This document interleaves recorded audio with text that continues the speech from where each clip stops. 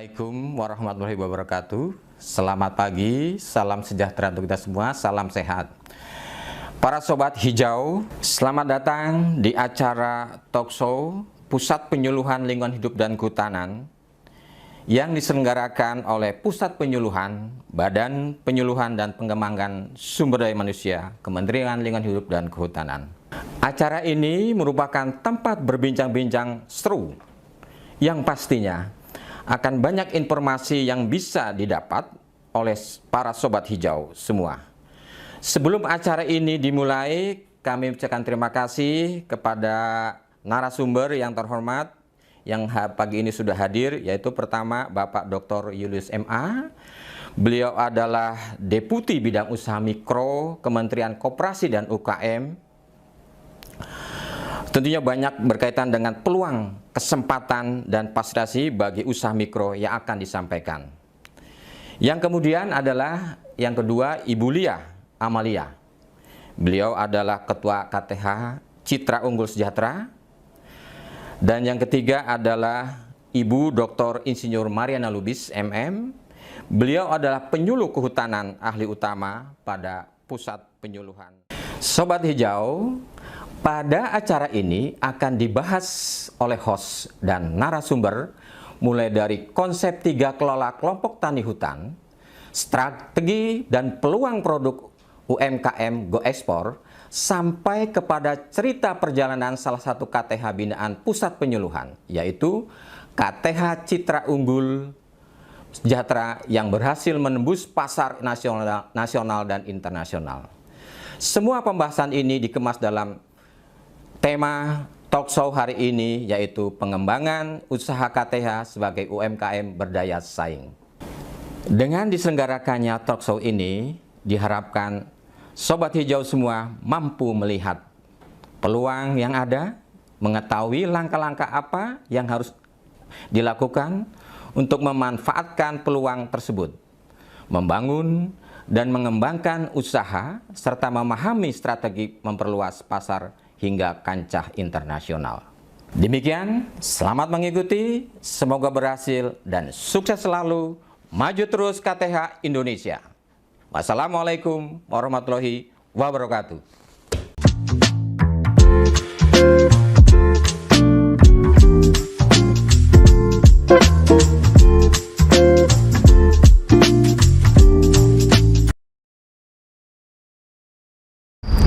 Selamat pagi Sobat Hijau, semoga Sobat Hijau dalam keadaan sehat dan tetap semangat. Bersama saya Rimbawati dari Pusat Penyuluhan sebagai host pada talkshow Penyuluhan Lingkungan Hidup dan Kehutanan. Nah, pada talkshow kali ini kita kedatangan tamu narasumber yang luar biasa. Nah, siapa saja nih narasumber kita? Narasumber kita yang pertama adalah Dr. Julius MA. Beliau adalah Deputi Bidang Usaha Mikro Kementerian Koperasi dan UKM ya. Pak Deputi, apa kabar Bapak? Baik Bu. Alhamdulillah baik ya Pak ya. Baik, narasumber yang kedua adalah Ibu Lia Amalia. Beliau adalah Ketua KTH Citra Unggul Sejahtera dari Kabupaten Cirebon, Provinsi Jawa Barat, di mana KTH Citra Unggul Sejahtera ini memiliki usaha olahan jamur tiram yang mempunyai merek dagang Musi dan sudah go ekspor. Bu Lia, apa kabar Ibu? Alhamdulillah baik. Alhamdulillah ya Bu ya. Baik, nah selanjutnya Sobat Hijau, narasumber yang ketiga ini pasti sudah tidak asing lagi. Beliau adalah Dr. Insinyur Mariana Lubis MM, penyuluh kehutanan ahli utama pada Pusat Penyuluhan BP2 SDM KLHK. Ibu Ana, apa kabar Ibu? Baik, Bu Rinda. Baik, alhamdulillah ya Bu ya. Baik. Nah, Sobat Puslo, Sobat Hijau, dimanapun Anda berada, dalam kegiatan talkshow kali ini, narasumber yang hadir ini akan mengupas tuntas tentang bagaimana langkah-langkah maupun strategi KTH sebagai bagian dari UMKM yang berdaya saing dan go ekspor. Tapi nih Sobat Hijau, dimanapun Anda berada, sebelum kita lanjut nih perbincangan dengan narasumber luar biasa kita akan saksikan video profil penyuluhan.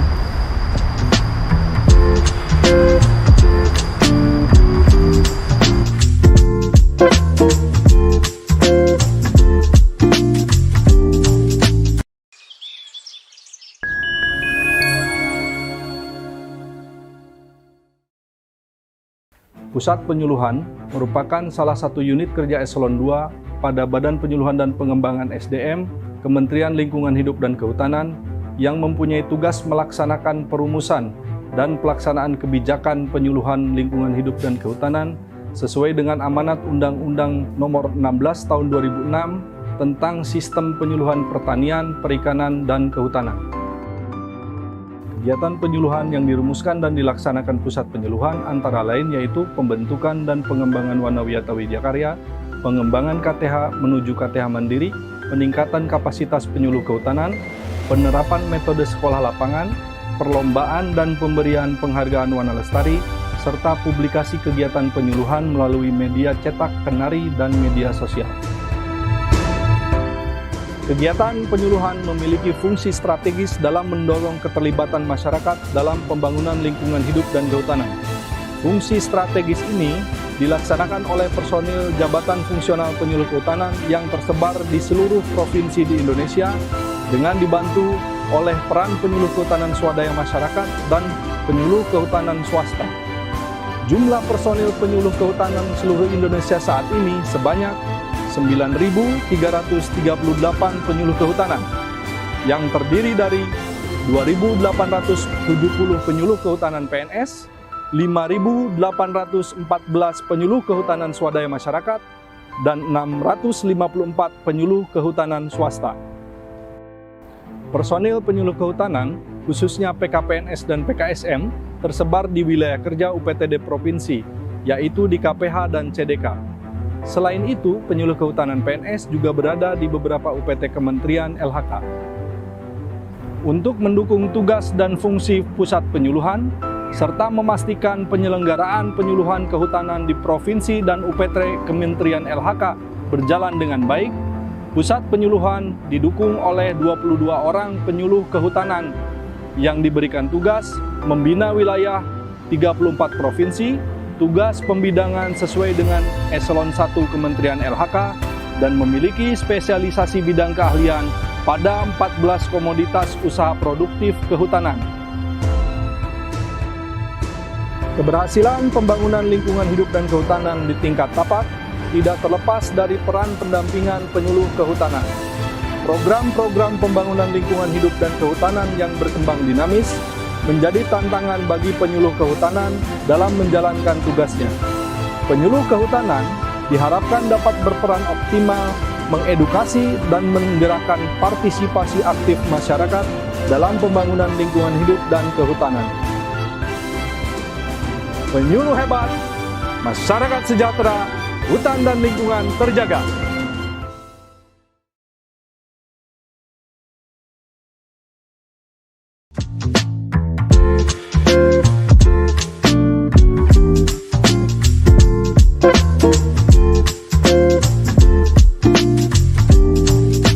Sobat Hijau, pada talkshow kali ini subjek kita adalah kelompok tani hutan atau yang biasa disingkat dengan KTH. Sobat Hijau, mungkin ada Sobat Hijau yang belum paham ya, apa itu KTH, siapa saja anggota KTH, dan apa saja kegiatan yang dilakukan oleh KTH. Nah, Ibu Mariana mungkin bisa dijelaskan Ibu terkait dengan hal tersebut. Silakan Bu Mariana. Ya, baik.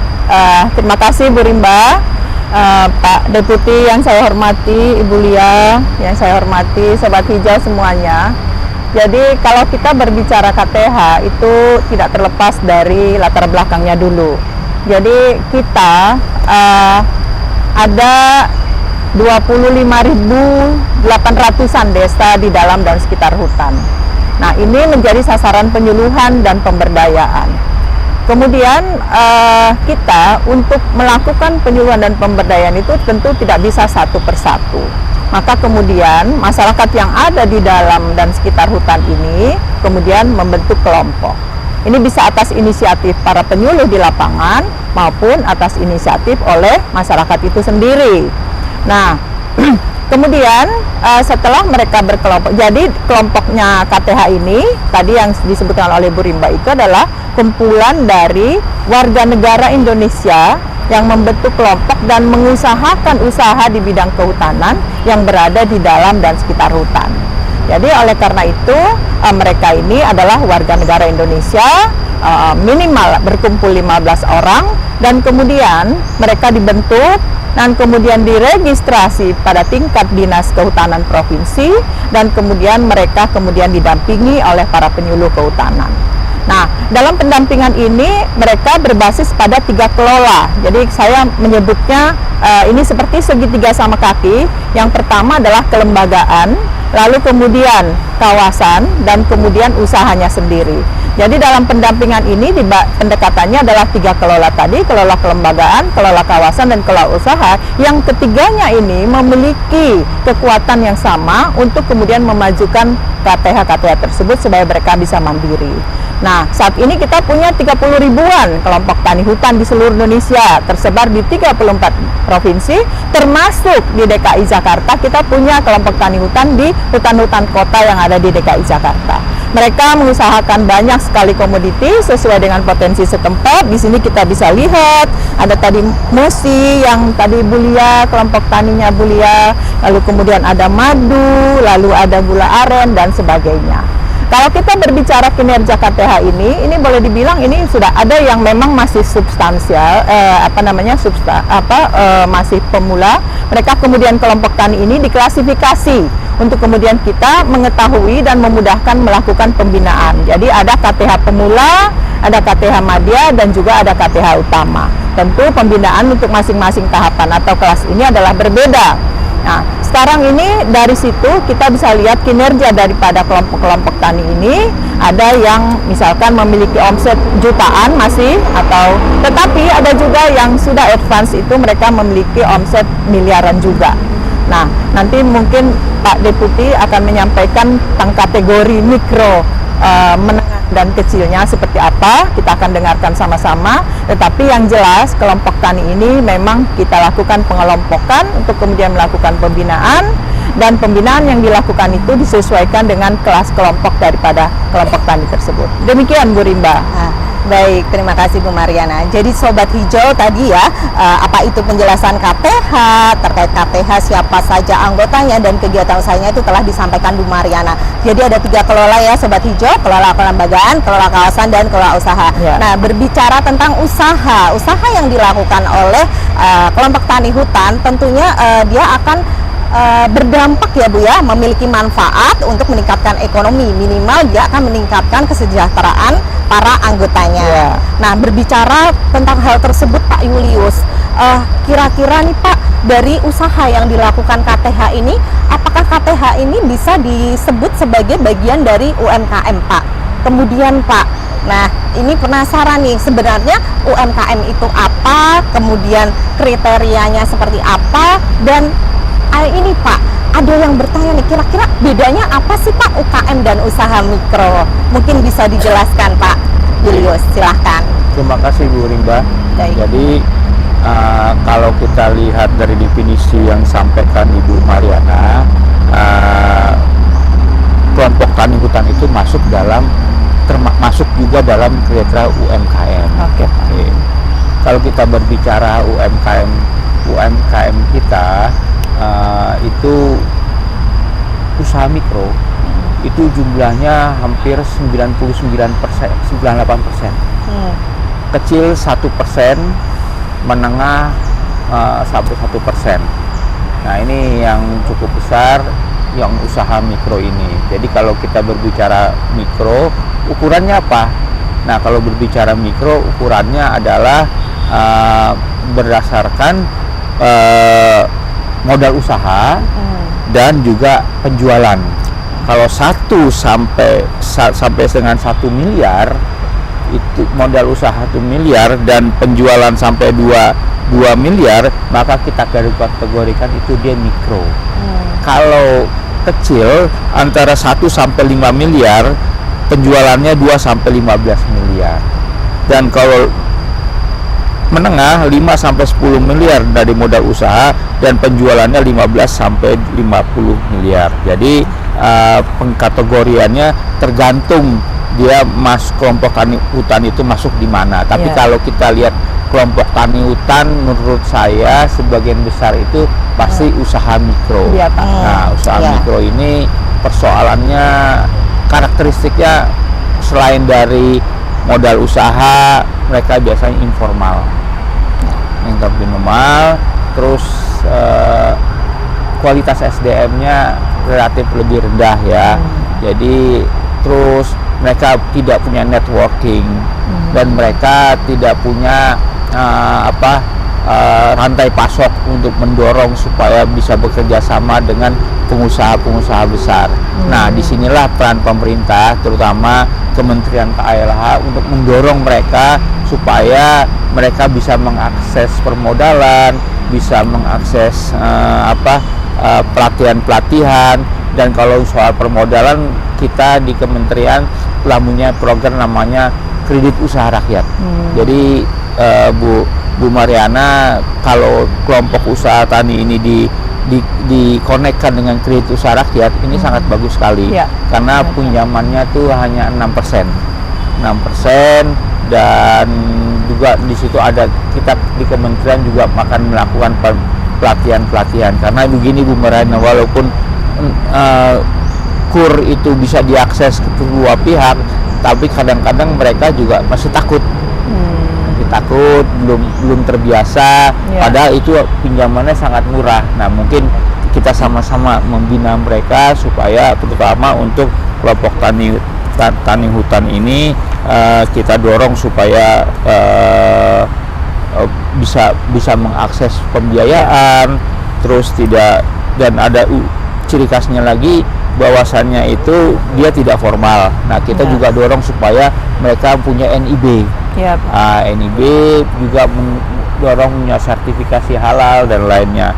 Dan kalau kita tahu juga mereka terkadang tidak punya rumah, tidak menetap.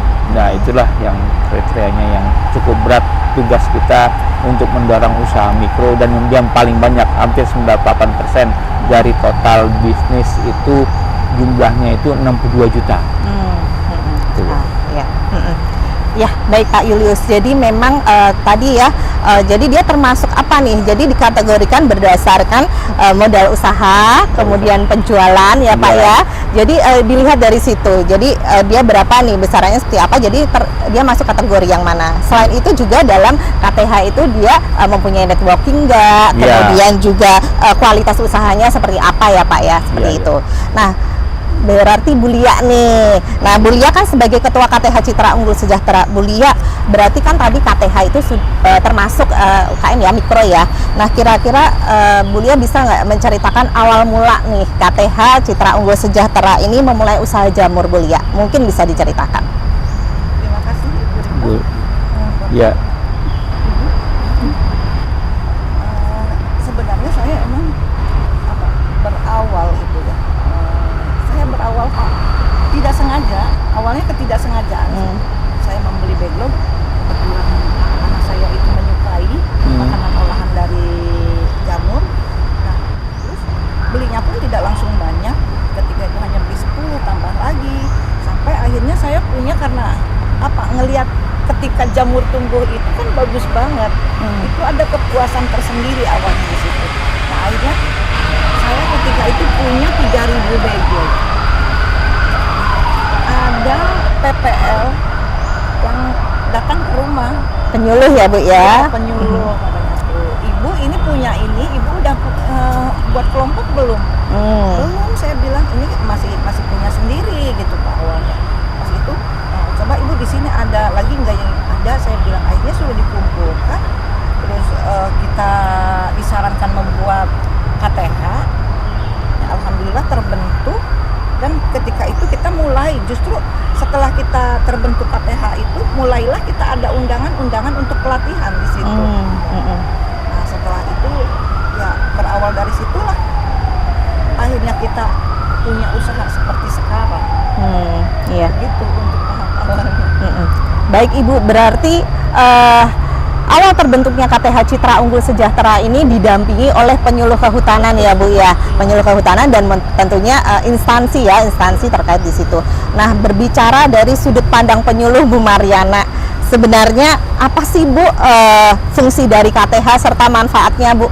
Kenapa sih KTH ini perlu dibentuk gitu Bu Ana? Silahkan Bu Ana. Ya, terima kasih Bu Rimba. Jadi sebagaimana tadi saya sudah menceritakan latar belakang, kalau yang 25 ribuan desa itu tentu penduduknya sangat banyak ya. Kita tentu nggak bisa menyuluh satu persatu, Bapak Ibu. Oleh karena itu mereka kita kelompokkan. Jadi di samping tentu fungsi utamanya untuk memudahkan pelaksanaan penyuluhan. Tapi tidak hanya itu. Jadi kelompok ini memang sebagaimana awalnya daripada tujuan penyuluhan itu kan pemberdayaan.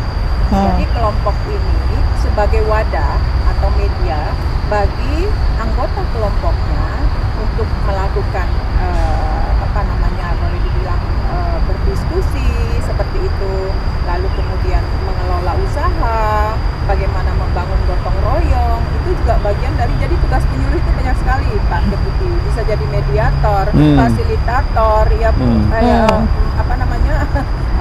fasilitator, terus edukator, seperti itu banyak sekali. Pendampingan juga. Pendampingan juga Pak Deputi, karena penyuluhan itu harus dilakukan secara terus-menerus.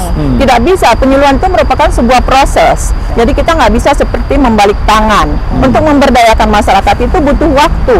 Oleh karena itu maka dilakukan pendampingan. Nah, KTH tadi yang sudah diregistrasi di dinas itu kemudian ditunjuk pendampingnya. Nah, karena memang tapi satu ini lagi Pak tantangannya, jumlah penyuluh ini kecil. Sementara kelompok tani tadi kita lihat 30 ribuan. Iya. Maka satu orang penyuluh bisa mendampingi 10 sampai 20 Pak Deputi. Oleh karena itu belum lagi kita bicara wilayah kerja. Kalau di Jawa wilayah kerja seorang penyuluh itu bisa 1 sampai 2 kecamatan dengan aksesibilitas yang cukup baik.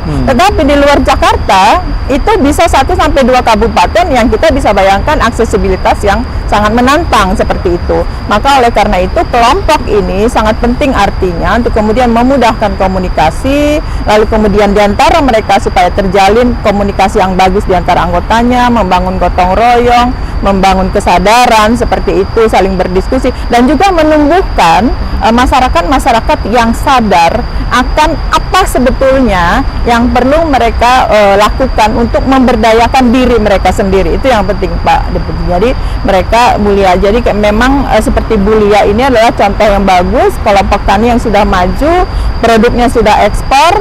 Ini ketua kelompoknya itu pasti kita bisa lihat bagaimana leadershipnya di lapangan. Nah, itu tujuan kita untuk membentuk kelompok itu supaya lebih mudah dan lebih cepat hasil yang bisa kita peroleh seperti itu. Ya, baik Bu Mariana, jelas sekali ya Sobat Hijau ya.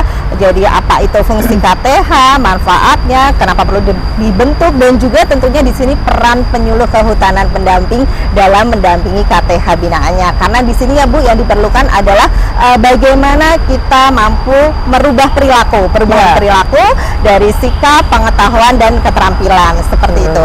Sobat Puslu, sebelum kita lanjut ke perbincangan selanjutnya dengan para narasumber luar biasa kita akan simak sekilas info berikut ini.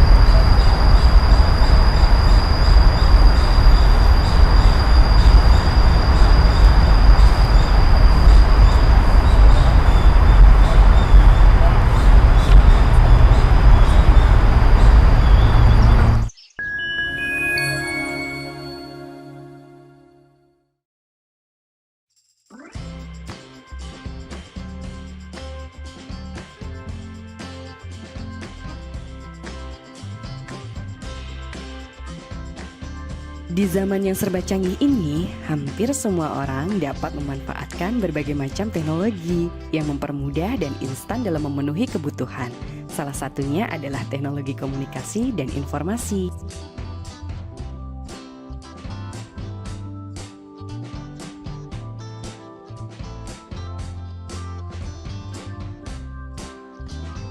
Dengan teknologi terkini, orang-orang dapat mengirim pesan berupa teks, gambar, atau video melalui media sosial sebagai bentuk dari interaksi secara virtual tanpa perlu bertatap muka secara langsung. Sayangnya, kemudahan teknologi tersebut tak hanya memuat hal yang positif, namun ada hal yang bersifat negatif. Salah satunya ujaran kebencian. Seringkali kita temui konten-konten atau bahkan komentar-komentar negatif pada sosial media yang jumlahnya tak hanya 1-2, melainkan banyak sekali. Hal-hal itu bahkan datang dari orang-orang yang tidak kita kenal.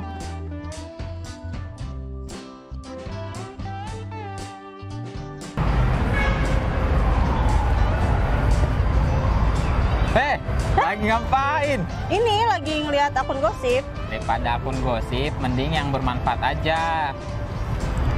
Akun apa tuh?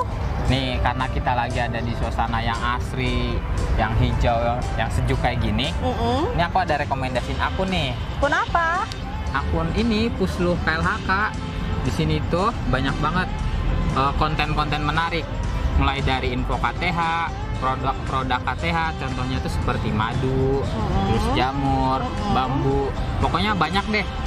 Nah, selain itu, di sini juga ada kegiatan Pusluh.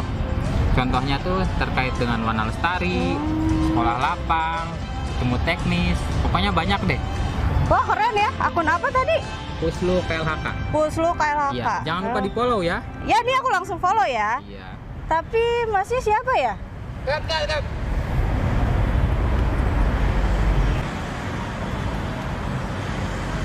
Siapa tuh? Wah, gimana sih? Kok dia kayak gini?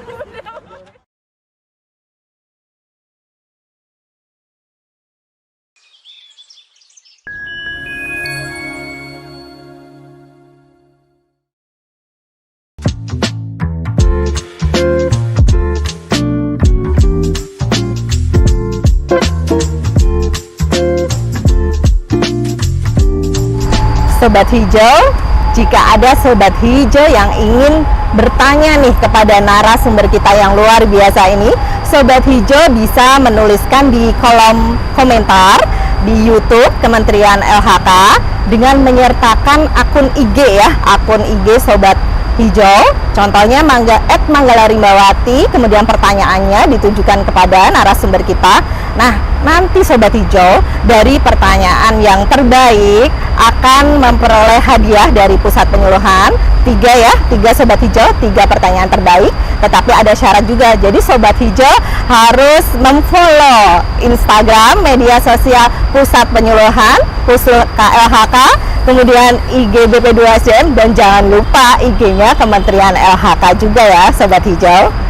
Nah, nanti pengumuman pemenangnya akan kita umumkan di IG Pusluh KLHK. Nah, lanjut ya Sobat Hijau, kita berbincang-bincang kembali dengan narasumber kita yang luar biasa, Ibu Lia. Nah, dalam mengembangkan usaha jamur musi ini ya Bu ya, mungkin kan pasti ada kendala ya Bu ya, kendala-kendala yang dihadapi dalam mengembangkan jamur tiram ini. Kira-kira apa saja Bu kendala tersebut dan bagaimana cara Ibu mengatasi kendala tersebut? Tadi Ibu sempat menyampaikan ya ada pelatihan magang setelah terbentuk KTH. Nah, itu mungkin juga bisa dijelaskan Ibu. Silakan Ibu Lia. Jadi sebenarnya kendala itu banyak sekali ya. Cuma kita itu bisa tidak menyikapinya dan kita bisa tidak mencari solusinya. Jadi kebanyakan itu kendala dari KTH itu satu, karena mereka itu tidak tahan banting ya. Dalam artian yang namanya kita budidaya jamur ya Bu, itu di situ itu tidak selalu mulus berhasil, tidak selalu mulus dalam artian katakanlah ketika kita bikin backlog terus keluar jamurnya, tidak.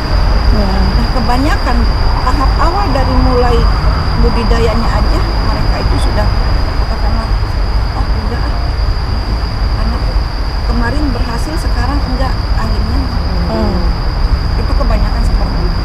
Nah, itu yang saya rasakan. Saya juga sempat merasakan, aduh saya kalau seperti ini aja kayaknya rugi deh, bukan dapat hasil. Terus ketika kita sudah ketika panen, yang namanya jamur itu ketika panen satu, panen semua Pak. Sampai akhirnya hasil kan membludak. Nah, itu tidak ada yang menang. Alhamdulillah kenapa saya membuka usaha ini, jamur olahan musi ini ya, berawal saya terhadap petani jamur, kebetulan saya juga petani jamur, ketika panen raya itu tidak ada yang menampung, akhirnya kalau petani-petani yang lain panen raya itu mendapat untung ya Pak, kalau petani jamur itu merugi. Seperti itu termasuk kendala, tapi alhamdulillah sekarang sudah ada solusi. Yang ada kendala mungkin saya ada pesan sedikit untuk PPL yang ada di lapangan di baris paling bawah itu, karena itu yang bersentuhan langsung dengan KPH. Ya, memang memberi atau mengedukasi KPH itu satu, supaya mereka itu usaha di budidaya jamur itu jangan sekali udah gitu dia terus mager terus berhenti, tapi harus continue, harus sabar, dan harus sering menyemangati. Ini loh gitu, jangan contohnya udah ini mereka itu udah dan dalam artian ketika ada program saya hanya kasih saran harus tepat sasaran. Itu aja. Ya. Di lapangan itu yang untuk para KPH seperti itu. Nah, Ibu Lia harus tahan banting ya, itu intinya harus tahan banting. Kemudian Bu, kalau dari sisi kendala mungkin ada di legalitas pemasaran, kan sekarang ini udah go ekspor ya Bu ya, musi ini. Itu ada kendala juga nggak Bu terkait dengan legalitas? Mungkin saya bisa cerita dari awal ketika saya masih KPH, mulai saya bikin produk. Kendalanya itu emang satu legalitas ketika itu. Ya, karena apa? Gimana caranya produk kita bisa diterima konsumen kalau tanpa legalitas? Itu kita berpikir lagi, aduh gimana ya? Nah, ternyata sekarang itu kita sudah mungkin untuk sekarang nih, di tahun sekarang itu sudah tidak ada kesulitan. Karena asal mau kita datang ke dinas kesehatan atau ke dinas koperasi ke dinas perdagangan itu, Disperinda, itu pasti di sana sudah ada fasilitas untuk katakanlah membuat PIRT, halal dan sebagainya. Jadi kalau contohnya di zaman sekarang ada bahasa mengurus legalitas sulit itu karena tidak mau gerak. Asal tangannya mau gerak, insya Allah. Asal mau gampang ya. Oke. Nah, terkait dengan legalitas ini, berarti Pak Julius mungkin walaupun itu sudah tidak menjadi kendala, tapi mungkin terkait izin usaha Pak, izin produk, serta tips pemasaran UMKM mungkin bisa dijelaskan Pak Julius. Oke, memang legalitas pada prinsipnya tidak terkendala. Jadi tinggal buka HP seperti Ibu Leo buka, itu daftar aja langsung. Terus izin usaha juga itu daftar aja sekali langsung. Tapi persoalannya adalah saya katakan tadi, usaha mikro itu mereka mempunyai keterbatasan informasi. Nah, ini keterbatasan informasi ini yang membuat mereka masih takut, masih apa. Nah, kita makanya pemerintah harus sering-sering melakukan edukasi kepada mereka. Jadi ini kendala pertama. Kendala kedua untuk mikro itu mereka sulit mengakses pendanaan, karena kita tahu bahwasannya pendanaan kalau dari perbankan itu membutuhkan kolateral. Nah, membutuhkan kolateral. Sedangkan usaha mikro hampir sebagian besar mereka tidak punya kolateral. Makanya sekarang mekanisme sistemnya sekarang sudah diperbaiki, tidak hanya kolateral tapi juga credit scoring. Jadi credit scoring. Jadi artinya walaupun penilaian kolateral ada credit scoring. Maksud credit scoring begini Bu. Jadi kalau misalnya kita pinjam uang, terus kita ada penjual buah, dia bilang saya jualan buah di Bogor. Nah, dengan credit scoring, dengan IT yang sekarang ini, dia tidak bisa berbohong karena kita bisa lihat tiap pagi dibulak-balik.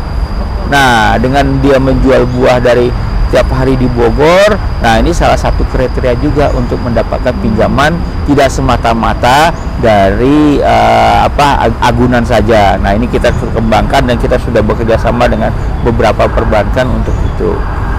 Dan kedua, tadi apa istilahnya, kita juga sudah menyiapkan produk-produk UMKM itu sudah onboarding di e-commerce. Jadi kita tinggal taruh aja tuh. Kalau dulu jualan tuh harus ada lapaknya, harus ada. Kalau ini nanti hasilnya taruh aja di situ. Nanti masyarakat yang akan memulai. Sekarang kan mainannya sudah seperti itu. Nah, kunci dari 3 persoalan itu lagi-lagi adalah pengembangan SDM.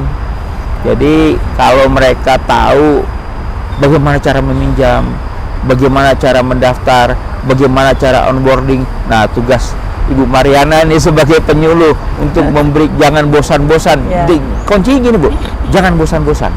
Jadi kadang-kadang usaha mikro itu dia udah dikasih pinjam, ada skema pinjaman segini, ada bisa pinjam sampai 1 miliar atau berapa miliar, tapi mereka pertama nggak bisa, kedua takut. Jadi jangan pikir mereka kalau skema pendanaannya ada, jangan pikir mereka masih mau meminjam, belum tentu. Beda dengan pengusaha besar. Wah, ada dana mereka akan pinjam. Lihat suku bunga, padahal kita sudah kasih suku bunga itu 6%. Itu sangat murah sekali dengan produk tapi itu ketidakpahaman, ketakutan. Ya, itu kekhawatiran. Itulah sama-sama kita Bu, nanti kita itu siap, selesai. Pak Deputi. Baik, Pak Deputi, Sobat Hijau, sebelum lanjut lagi perbincangan kita dengan para narasumber, kita simak sekilas info berikut ini. Ya, Pak Deputi. Jadi lack of information-nya tinggi.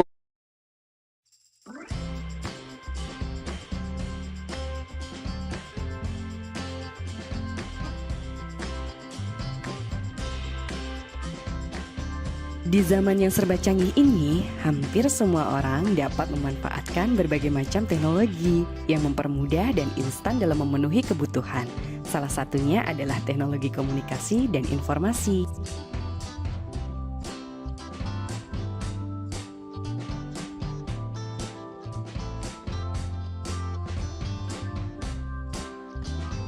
Dengan teknologi terkini, orang-orang dapat mengirim pesan berupa teks, gambar, atau video melalui media sosial sebagai bentuk dari interaksi secara virtual tanpa perlu bertatap muka secara langsung.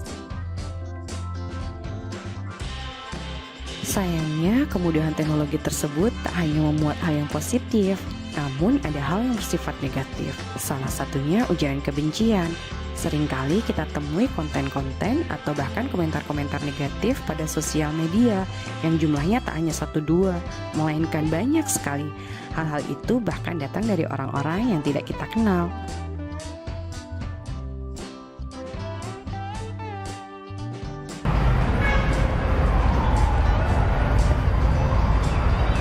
Lagi ngapain? Ini lagi ngeliat akun gosip. Daripada akun gosip, mending yang bermanfaat aja. Akun apa tuh? Nih, karena kita lagi ada di suasana yang asri, yang hijau, yang sejuk kayak gini. Ini aku ada rekomendasiin akun nih. Akun apa? Akun ini Pusluh KLHK. Di sini tuh banyak banget konten-konten menarik. Mulai dari info KTH, produk-produk KTH, contohnya itu seperti madu, terus jamur, bambu, pokoknya banyak deh. Nah, selain itu, di sini juga ada kegiatan Pusluh. Contohnya tuh terkait dengan warna lestari, sekolah lapang, ilmu teknis, pokoknya banyak deh. Wah, keren ya. Akun apa tadi? Pusluh KLHK. Pusluh KLHK. Iya, jangan lupa di follow ya. Ya, ini aku langsung follow ya. Iya. Tapi masih siapa ya?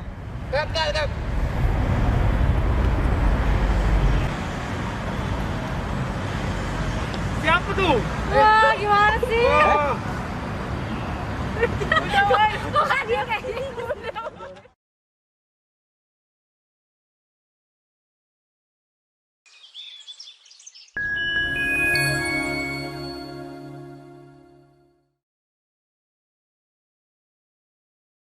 Itu besar memang sekarang. Baik, Sobat sekarang Hijau, dengan kita kembali ya berbincang dengan para narasumber kita yang luar biasa. Ibu Mariana, mohon tanggapan dari Ibu nih. Kira-kira kegiatan yang sudah dilakukan pusat penyuluhan Ibu dalam rangka meningkatkan kapasitas kelompok tani hutan dan penyuluh pendamping kehutanan Ibu. Bisa dijelaskan? Ya, terima kasih Bu Rimba. Saya kira ini pembincangannya sangat menarik ya Pak Deputi ya. Bukan yang pertama, jangan yang pertama dan terakhir ya, Ibu. Harus terus ya. Nah, jadi sebenarnya kalau ini saya melihat bahwa ketika kita berbicara usaha, maka kita harus paham bagaimana proses perjalanannya dari hulu sampai ke hilir. Dengan kita bisa mengetahui proses itu, kita akan bisa mapping di titik mana dia butuh apa, dan kemudian siapa yang bisa memfasilitasi. Maka kita sebagai penyuluh, saya di tulisan majalah Kenar yang berikutnya, saya sudah tuliskan bahwa harus memahami proses bisnis ini. Karena proses bisnis untuk menghasilkan madu itu berbeda dengan kopi. Jadi itu harus dipahami. Kemudian sertifikatnya juga berbeda. Ada yang butuh BPOM, ada yang tidak, seperti itu. Maka ini gambaran ini harus ada di benak penyuluh dan kemudian secara eksplisit harus ada. Dari situ kita akan bisa lihat needs-nya apa. Nah, kita di kehutanan ini sebetulnya bergeraknya di hulu, Pak Deputi, sampai dia panen. Ya. Karena kami kan lari lahan, tanam, budidaya, dan kemudian panen. Setelah panen, Pak Deputi, itu ada di KL lain. Karena dia masuk pengolahan, ya, butuh badan usaha, butuh pasar, ada di KL lain. Maka hari ini juga Pak Deputi, acara talkshow ini kenapa kita menghadirkan Pak Deputi itu dalam rangka kolaborasi untuk kemudian memenuhi needs-nya kelompok yang mengelola bisnis ini, Pak Deputi. Nah, jadi memang yang sudah dilakukan oleh pusat penyuluhan, kembali lagi ke pertanyaannya Bu Rimba, itu adalah yang pertama, kita tadi harus klasifikasi kelompok tani itu, karena needs-nya berbeda antara pemula, madya, dan utama. Maka fasilitasi yang kita lakukan juga ada berbagai macam. Yang pertama adalah peningkatan kelas. Jadi yang untuk peningkatan kelas ini untuk yang pemula, Pak Deputi, bagaimana mereka kemudian difasilitasi dalam bentuk pendanaan supaya dia bisa naik kelas. Kemudian yang kedua, tentu harapan kita dia tadi pemula, madya, utama. Kita harapannya semuanya utama, Pak Deputi. Nah, setelah dia berada di utama yang tadi saya sudah sampaikan dari 30.000 itu kurang dari 1%, dia kita jadikan sebagai Wanawiyata Widya Karya namanya, Pak. Wanawiyata Widya Karya ini adalah tempat percontohan. Jadi kelompok-kelompok tani yang sudah advance, sudah maju itu ditetapkan sebagai Wanawiyata Widya Karya, kita fasilitasi untuk itu, lalu kemudian mereka berfungsi sebagai tempat percontohan, siapapun boleh belajar ke situ, boleh magang, dan ini sudah dilakukan mulai dari tahun 2015, kemudian dari situ terjadi interaksi antar KTH, interaksi people to people contact antara anggota KTH, ya, kemudian mereka belajar di situ karena biasanya bahasanya juga lebih nyambung, Pak Deputi, ya, bahasanya lebih nyambung, lalu kemudian mereka belajar sehingga tumbuhlah KTH-KTH baru yang maju di sekitarnya, dan kemudian kita berharap akan bisa membangun cluster based industry seperti itu. Jadi itu sudah dilakukan oleh pusat penyuluhan, Pak Deputi, sampai dari 2015. Di samping itu tadi saya seperti tadi saya bilang, ketika kita bisa menggambarkan proses bisnis yang tadi itu, kita akan tahu kapan dia dibutuhkan untuk badan usaha.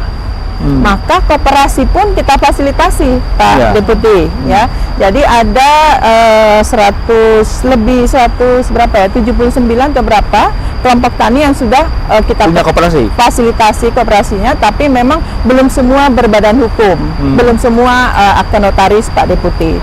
Nah, di sini kita juga karena bukan spesialisasinya kehutanan, ya ini mungkin makanya saya bilang kita harus serahkan pada ahlinya Kemenkop seperti ini, karena di Kemenkop juga saya yakin ada fasilitas untuk pembangunan koperasi ini, Pak Deputi. Maka sekarang kita harus berkolaborasi, serahkan pada masing-masing memang tupoksinya masing-masing.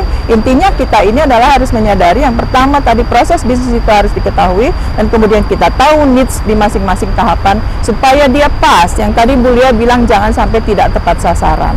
Itu, Pak Deputi. Jadi kira-kira gitu kali, Mbak Rimba. Iya, baik. Ya, terima kasih Ibu Marga. Oh ya, sorry saya tambahkan, boleh ya? Silakan, nah, di samping itu kan kita bicara KTH berarti ada penyuluh, ya, pendamping, ada KTH-nya. Ya. Maka ini juga dua hal yang ada usahanya. Tadi kita baru bicara usaha. Untuk penyuluhnya ada peningkatan kapasitas, Pak Deputi. Kita hadirkan sesuai dengan kebutuhan tadi proses bisnis itu. Kadang-kadang kita menghadirkan narasumber dari praktisi, lalu kemudian ada dari akademisi, kita hadirkan untuk kemudian meningkatkan kapasitas penyuluh. Demikian juga dengan KTH.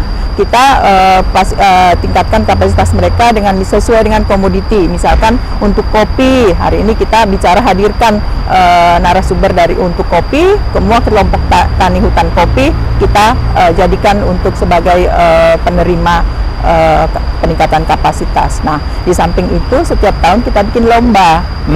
Kita bagus bikin ya. lomba untuk mengasah dan kemudian memberikan apresiasi seperti itu. Ada KTH tingkat nasional, Pak Deputi, dan kemudian penyuluhnya juga penyuluh teladan tingkat nasional, dan kita bawa ikut upacara 17 Agustus di gedung sebelah, di gedung DPR. Ya. Nah, demikian Pak Deputi, kira-kira Mbak Ya, Rimba. baik, terima kasih Ya. Bu Mariana. Jadi memang cukup banyak ya kegiatan yang telah difasilitasi pusat penyuluhan dalam rangka peningkatan kapasitas baik kepada penyuluh kehutanan maupun kepada KTH binaannya. Nah, tadi sudah disinggung ya Bu ya. Jadi Kementerian LHK melalui pusat penyuluhan juga mengembangkan koperasi kelompok tani hutan. Mumpung di sini nih ada Pak Deputi Bidang Usaha Mikro Kementerian Koperasi dan UKM, Pak Deputi. Jadi tadi sudah disebut ya Pak, ada koperasi KTH nih dari KLHK. Nah, kira-kira nih Pak, dari Kemenkop UKM ini ada nggak sih Pak? Jadi untuk memfasilitasi kelompok tani hutan yang tadi belum menjadi koperasi, kemudian bisa menjadi koperasi Pak. Jadi gimana cara mengaksesnya? Dan tadi sempat nih Bapak bilang di awal-awal nih ada fasilitasi terkait dengan kredit usaha rakyat ya Pak ya, kredit usaha rakyat. Nah, mungkin itu bisa nanti lebih dijelaskan ya Pak bagaimana kelompok tani hutan itu bisa mengaksesnya. Apa mungkin ada lagi nih Pak fasilitasi lainnya dari Kementerian Koperasi dan UKM yang bisa disinergikan ya Bu ya, tadi disinergikan dengan KLHK yang ya kolaborasi ya intinya seperti itu. Mungkin bisa dijelaskan Pak Deputi, Gini, silakan. terima kasih Bu Rimba. Ini saya mau menggarisbawahi apa yang dikatakan Bu Mariana. Iya Pak Deputi. Tadi bilang hanya hulu. Ya. Nah, sekarang dalam bisnis proses baik pertanian maupun apa, kita nggak bisa hanya hulu saja. Setuju Pak Deputi. Harus Ya. dari hulu sampai hilir. Betul. Dan kalau saya sarankan di Kementerian KLH melihatnya holistik. Ya. Jadi contohnya, makanya nih saya kritikan juga untuk kita juga. Ya. Kenapa pertanian kita nggak maju? Karena dia tidak mempersiapkan mencari off-takernya. Ya. Tanam bibit, udah diimin aja. Selesai. Nah, itu makanya Kementerian BP2 SDM ini itu membuat integrasi dari hulu sampai hilir. Dan penyuluh mendorong supaya para petaninya itu paham dari proses hulu sampai hilir, dan kalau bisa kita yang lebih pengetahuannya lebih baik menyarikan off-taker, pembeli. Nah, itu yang paling ini. Nah, terkait dengan itu, kita Kementerian Koperasi sedang mendorong agar koperasi itu menjadi off-taker, Bu. Jadi selama ini off-taker itu kan semacam dipakai oleh masyarakat swasta, atau sebutnya apa sih namanya, perantara. Ya. Nah, itu mereka kadang-kadang ngambil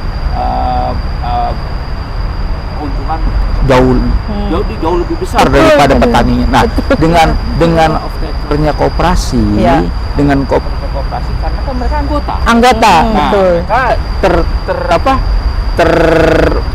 persoalan bahwa adanya pihak intermediasi itu yang membuat biaya lebih mahal itu jadi Bisa dikurangi. Nah, terkait dengan koperasi, Ibu nanti mungkin sampaikan ke teman-teman bahwasannya kita namanya punya lembaga LPDP. LPDB, lembaga namanya istilahnya memberikan pinjaman khusus untuk koperasi. Nah, koperasi itu nanti dia akan meminjamkan kepada stakeholder anggota-anggotanya. Lembaga pelayanan dana bergulir. Jadi seperti katakan, kalau Ibu punya bank koperasi, Ibu bisa daftar ke online kok, daftarnya dia terbuka kok pada prinsipnya, dan tentunya harus segera koperasinya itu dibuat secara formal. Kalau koperasi legalitasnya, dan itu saya rasa nggak murah, tinggal daftar aja di di kementerian kita. Kumham. Di kementerian Bapak. Iya, Oh, Kumham, oke. Kumham, tapi Kumham. rekomendasi Dari kita. kementerian. Nah, skema pinjaman sudah ada. Dan skemanya juga 6%. Oh. Itu murah juga. Tapi khusus dia memberikan pinjaman kepada koperasi. Kita pengen koperasi ini menjadi tulang punggung kan. Jadi dia bisa memecahkan mata rantai penjualan Ya. yang biasanya dikuasai katakanlah tengkulak gitu lah. Nah, kita pakai koperasi. Nah, koperasi itu kan anggotanya dia juga. Ya. Tentunya dia tidak akan merugikan kepada yang lainnya. Itu kok. Jadi ketika dia, boleh saya tanya Pak Deputi, ketika dia anggota, apakah dia harus ada agunan? Enggak berarti? Enggak. Oke, karena Enggak. dia bagian dari koperasi itu, Enggak. dia berhak mendapatkan fasilitas Betul. pinjaman itu. Tapi tentunya kita kan memberikan pinjaman nggak bisa kepada orang ugal-ugalan. Tetap ya. prinsipnya itu kan prinsip Selektif. kehati-hatian, basic Ya. batin. Ya, jadi walaupun anggota tapi dia ugal-ugalan ya susah juga kita jadi pada prinsipnya itu. Jadi silakan Bu mengakses, teman-teman dikasih tahu. Nah, dan kedua yang saya ini dalam proses penyuluhan itu di kata-katanya diganti menjadi pendampingan dari hulu sampai hilir. Iya, Ya tentunya iya. saya pikir itu pasti biayanya lebih mahal. Tapi lebih bagus begitu Bu, karena banyak pelatihan habis pelatihan dia pulang. Iya, betul. Ya, tidak meresap, tidak bisa berbisnis, tidak bisa melakukan kebijakan, melakukan istilahnya kalau kata Pak Jokowi kagak netes. Nah, jadi itu. Nah, kedua terkait dengan Hilang di pinjaman. jalan ya Bu. Tadi kalau koperasi sekarang ada langsung kepada UMKM-nya yang Ibu katakan tadi itu kredit usaha rakyat. Itu pinjamannya gampang, pinjamannya datang ke bank. Datang ke bank utamanya BRI yang BRI, terus BNI, ada syariah, Mandiri juga. Biasa syariah ya. Yang bank swasta juga ada. Silakan daftar. Nanti prosesnya seperti perbankan dan sekarang sudah mulai nggak semata-mata agunan, tapi misalnya ada ibu sebagai avalis penjamin bahwasannya itu dan Anggotanya bisa dan juga modelnya model tanggung renteng. Dan sekali lagi tahun 2022 ini kita mendorong agar pinjaman kepada UMKM yang saat ini 20% itu kita dorong menjadi 30%. Dinaikkan. Salah satunya adalah kita menciptakan kur cluster. Jadi kur cluster, jadi pinjamannya nggak pada individu, jadi kepada cluster dan syaratnya adalah tanggung renteng, terus seperti ibu tadi itu tanggung renteng itu, terusnya ada off takernya dan pinjamannya cukup besar, maksimal satu individu bisa dapat 5 juta. 5 juta. Jadi kalau dalam cluster itu ada 50 anggota, ya 5 juta kali 50 bisa. Ya, jadi maksimal. Biarpun dia dalam satu kelompok, Pak. Apa? Biarpun dia dalam satu kelompok. Iya, justru harus satu kelompok ya Pak ya? iya, satu kelompok, kur cluster namanya. Kur cluster. Nah, makanya Ibu seperti Ibu Lia ini sebagai yang membina lah, sebagai terus itu sangat bermanfaat bagi kita untuk meyakinkan itu. Jadi cukup besar 500 juta Ya. per Cukup besar ya, Pak, individu. berarti, ya. Individu kalau ada anggotanya 50, 60 itu tinggal kalikan aja itu. Ya, nyarinya itu yang agak kita harus hati-hati. Ya. Iya, siap Bapak. Jadi dari program itu bisa bersinergi ya Pak ya tentunya ya.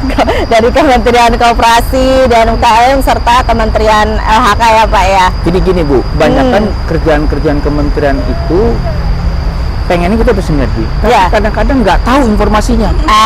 Ya. Kata. Nah, Jadi Ibu ini kita minta tolong supaya memviralkan. Ya. Kebanyakan karena nggak tahu informasi. Ya, betul. Iya, seperti tadi 500 juta maksimal. Apakah Ibu tahu? Kalau saya udah tahu Tahu ya. Kalau Ibu udah itu. kan sampai berapa M gitu. Kemarin sempat terakhir saya di sosialisasi BI itu bahkan sampai 15 M. Oh iya. Untuk yang sudah ekspor saya oke. itu Iya, betul. sediakan.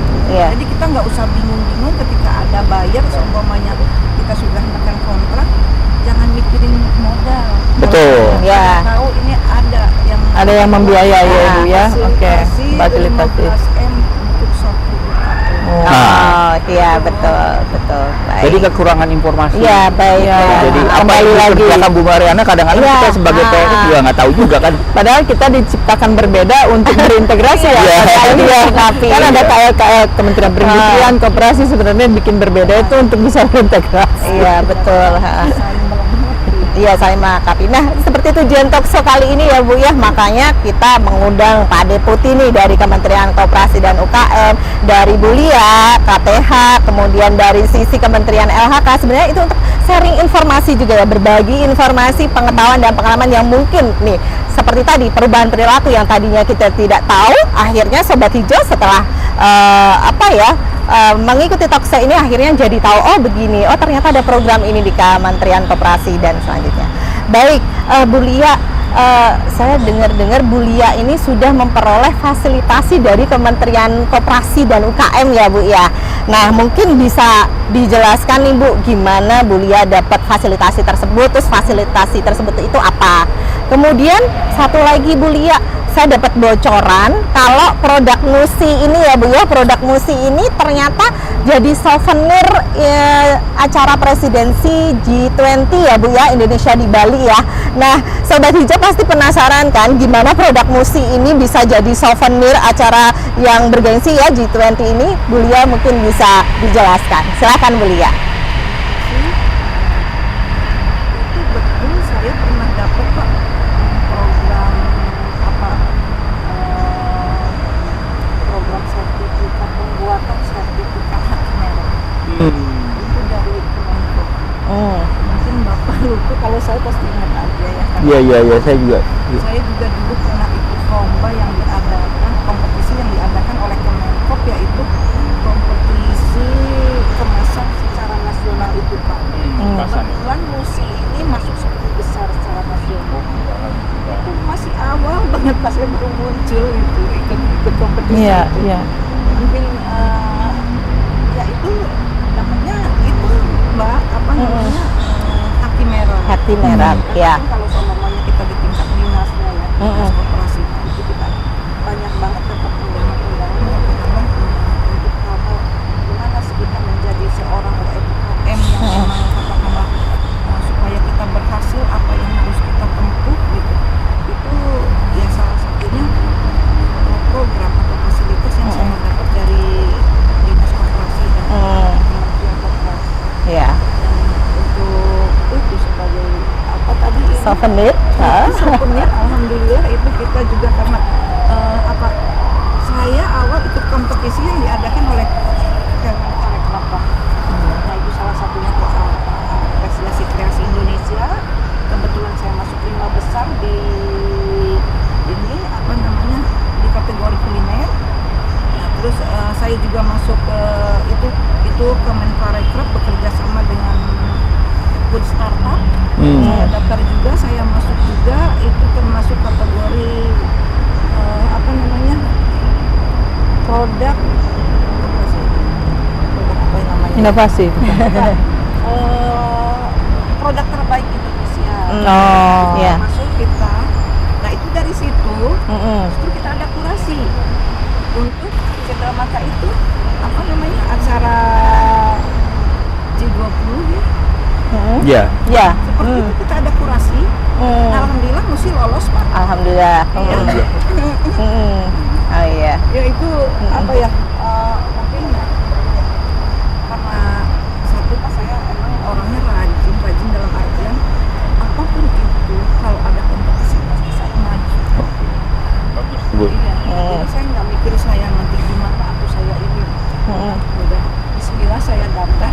Semoga menang itu aja. Iya, baik. Iya, alhamdulillah ya Bu ya, karena jadi apa ya, produk KTH ini jadi souvenir acara yang ini ya, maksudnya sama bergengsi itu luar biasa seperti itu ya. Baik, lanjut Pak Deputi. Jadi ini mau ditanyakan nih Pak, kira-kira nih produk UMKM nih Pak yang diminati di pasar ekspor tuh kira-kira apa Pak? Kemudian agar produk KTH ini bisa tembus ke pasar internasional nih, kira-kira ada nggak sih Pak kriterianya seperti apa, kemudian standarnya seperti apa, serta mungkin langkah-langkahnya ya Pak ya, gimana produk UKM ini akhirnya bisa go internasional. Silakan Pak Julius. Ya, pertama tentunya kalau memulai, kan kalau UKM tuh udah lebih katakanlah pintar ya. Kita tidak bicara mikro nih ya, UKM. Jadi untuk melakukan ekspor atau apa, kita harus melakukan riset. Riset dulu. Riset yang sesuai dengan adaptasi produk dan persyaratan-persyaratan yang ada di negara tujuan ekspor.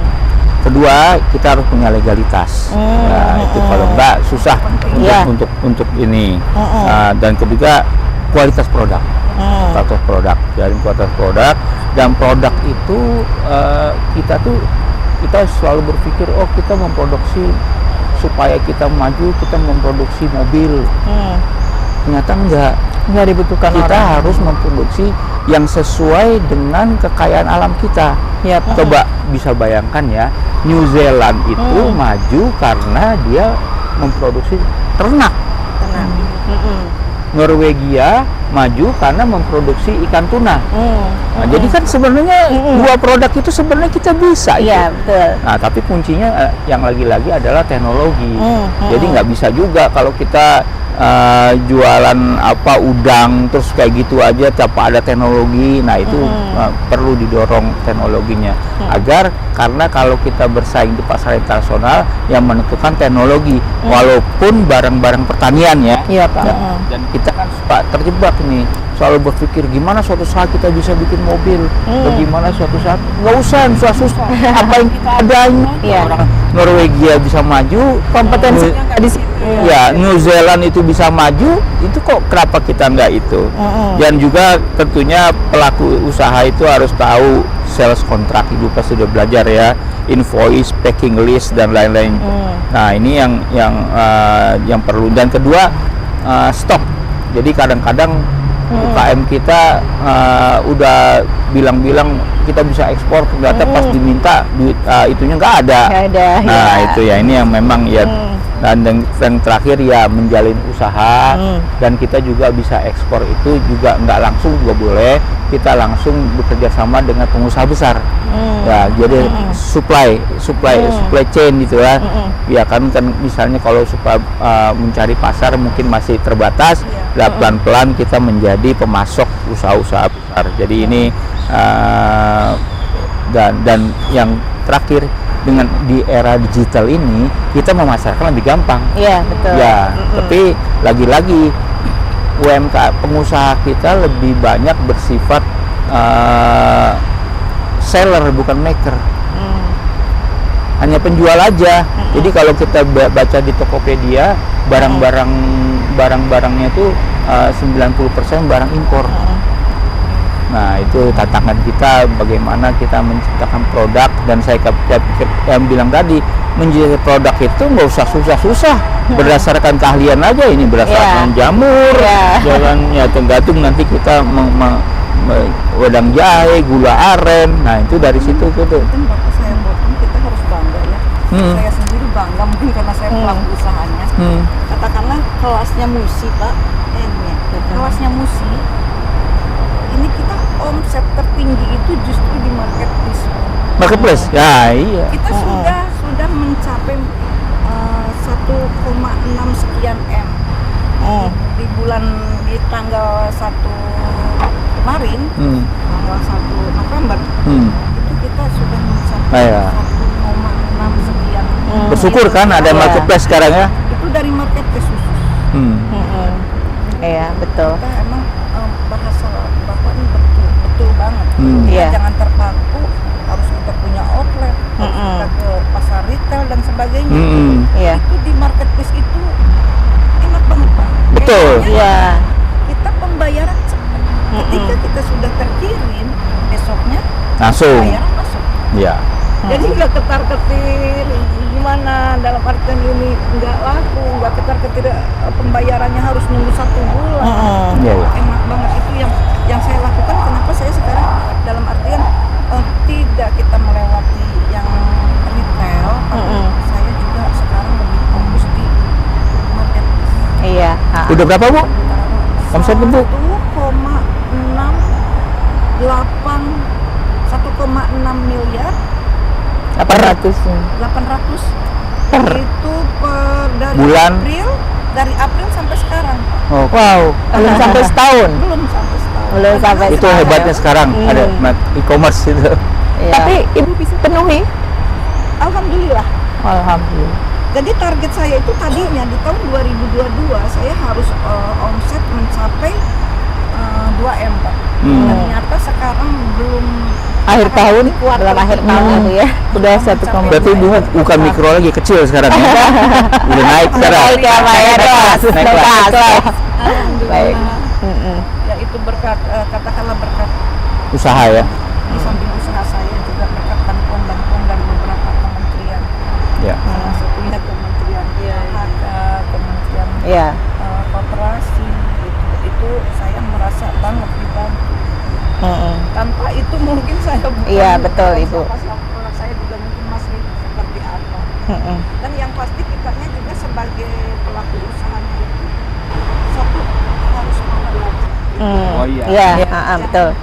Cepat puas hanya itu atau kita udah saya sendiri aja. Kebetulan saya dari hulu sampai hilir, Pak. Wah, itu dia. Dari mulai membuat background, budidaya sampai olahan, memasarkan semuanya. Itu kesulitan orang yang mau diajarin Bu. Misalnya begitu, orang yang diajarin nyarinya susah. Saya didampingi dari awal. Iya, pendampingan terus menerus. Iya, betul. Baik, terima kasih Pak Julius, Bu Lia. Sebelum Sobat Hijau kita lanjut lagi perbincangan kita yang menarik ini, kita simak sekilas info berikut ini.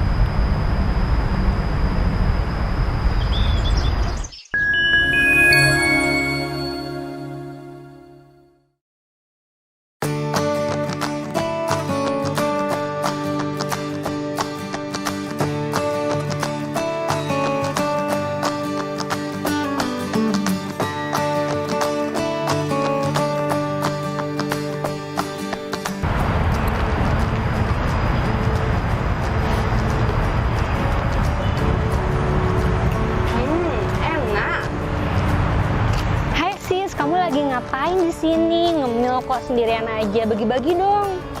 Kamu Beb, sini temenin aku ngemil sebelum masuk jam kantor. Emang kamu lagi ngemil apaan sih? Kok kayaknya enak banget? Emang enak banget. Ini tuh jamur crispy, mereknya Jamur Musi. Ini produk kelompok tani hutan loh, KTH Citra Unggul Sejahtera yang ada di Cirebon, Jawa Barat. Wah, aku mau coba dong.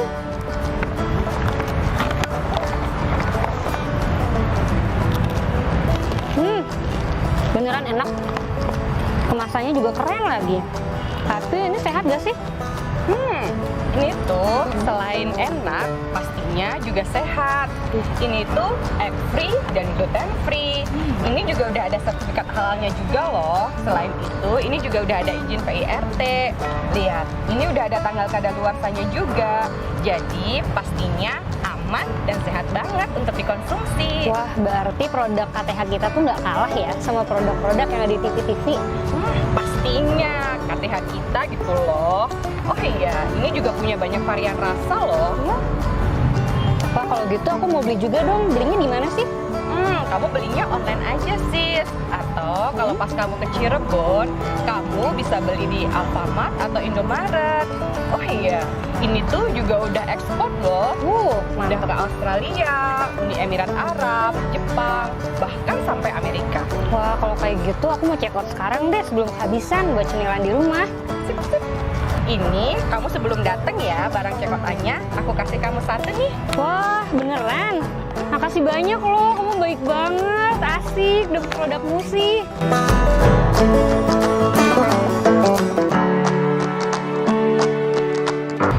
Nah Sobat Pusluh, ternyata produk KTH kita sudah sekeren ini loh. Bukan hanya produk Jamur Musi saja, masih banyak produk KTH yang lain yang sudah keren dan oke banget. Nah, selain rasa, kemasan, dan juga legalitas juga sangatlah penting untuk kepercayaan calon pembeli. So, buat para sobat Pusuh yang sedang mengembangkan produk usahanya, yuk kita tingkatkan terus kualitas dan mutu produk kita, supaya pembeli nggak ragu untuk borong.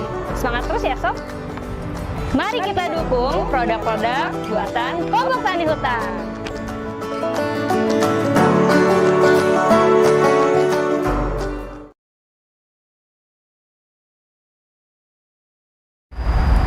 Baik Sobat Hijau, kita lanjut lagi perbincangan kita dengan para narasumber. Nah, tadi sudah berbicara dalam era teknologi digital ini lebih mudah ya untuk memasarkan produk KTH.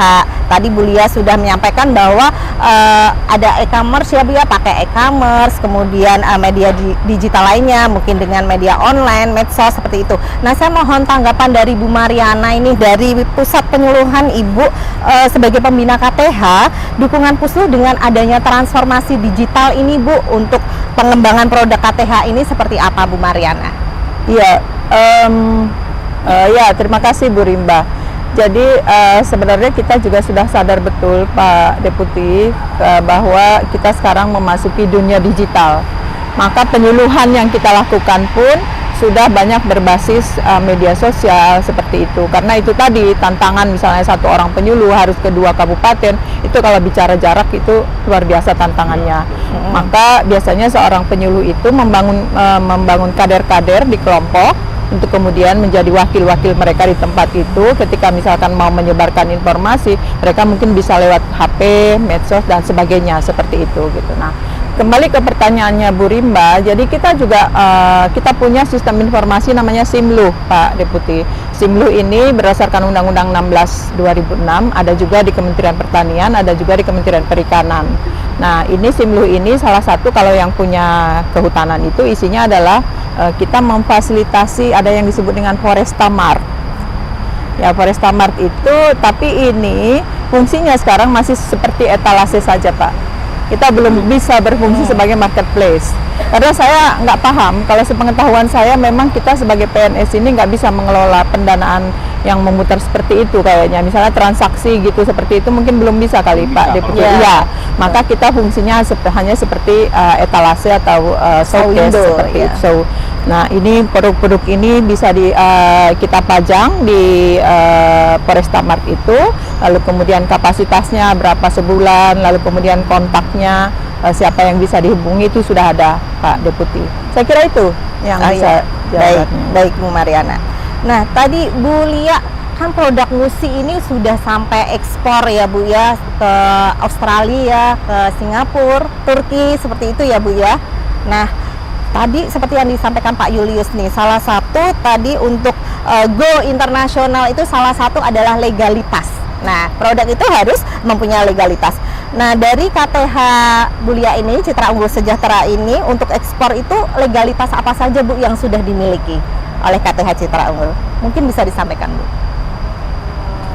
Alhamdulillah produk Musi itu kita sudah ada halal, disinfek, terus barcode, terus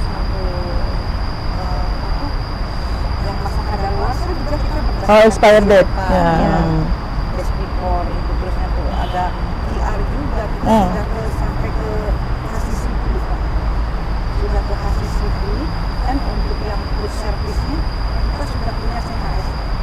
Jadi alhamdulillah untuk syarat legalitas ekspor kita sudah terpenuhi ya Bu ya.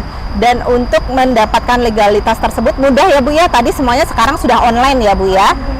Asal kita mau akses informasi itu ya Bu ya. Baik. Nah, harus mau ya. Ya, betul. Mencari informasi seperti itu ya.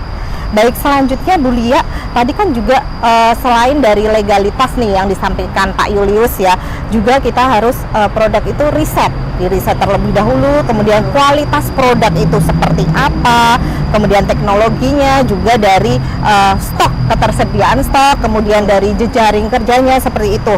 Nah, Bu Lia, kira-kira nih yang disampaikan Pak Julius tadi bisa menjadi solusi nggak sih Bu?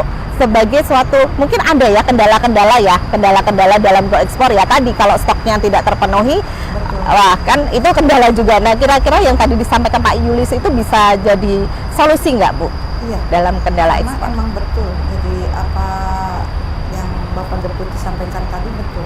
Kapasitas produksi kita itu continuity. Ya, betul. Karena tidak sekarang semuanya kirim, nanti ketika repeat order ya Pak tidak bisa lagi. Jadi untuk musik sendiri alhamdulillah kita sekarang itu sudah bisa kapasitas produksinya mencapai 50.000 piece per bulan. Karena sekarang untuk apa namanya marketplace aja udah kelihatan. Kita harus menyediakan itu 32.000 piece itu untuk marketplace aja, belum untuk yang pasar-pasar retail dan lain-lainnya. Mulia, ternyata ini mic-nya agak bermasalah, boleh pakai mic saya? Oh gitu. Ya Bapak Ibu, silakan sambil dilanjut. Oke. Nah, jadi ya alhamdulillah apa yang tadi Bapak Deputi sampaikan itu kita sudah ada semuanya, Pak. Cuma ada satu mungkin tempat produksi yang emang kita belum memadai. Insya Allah mohon doa dari semuanya. Saya itu ingin membangun rumah produksi yang lebih besar, dalam artian bisa dikatakan pabrik lah Pak. Kalau sekarang saya masih malu bilang pabrik, karena masih bentuknya seperti rumah ya, jadi masih rumah produksi. Dan itu pun kita kemarin ketika kunjungan dari ada kunjungan dari Kementerian LHK itu, kami lagi beres-beres, dalam artian peralatan itu belum sepenuhnya dipindahin. Ibu lokasinya di mana? Di Cirebon kita. Cirebon, Pak. Ini Iya. tahun depan kita akan nanti program namanya rumah kemasan. Oh iya. Rumah kemasan, nanti rumah tersebut yang menyediakan itu Pemda. Oh iya. Kementerian kita juga kementerian lain menyiapkan SDM-nya, menyiapkan bagaimana memasarkannya. Nah, jadi kalau saya cek apakah ada program di Cirebon itu, nanti rumahnya itu udah disediain Pemda. Ya, kita menyediakan isinya.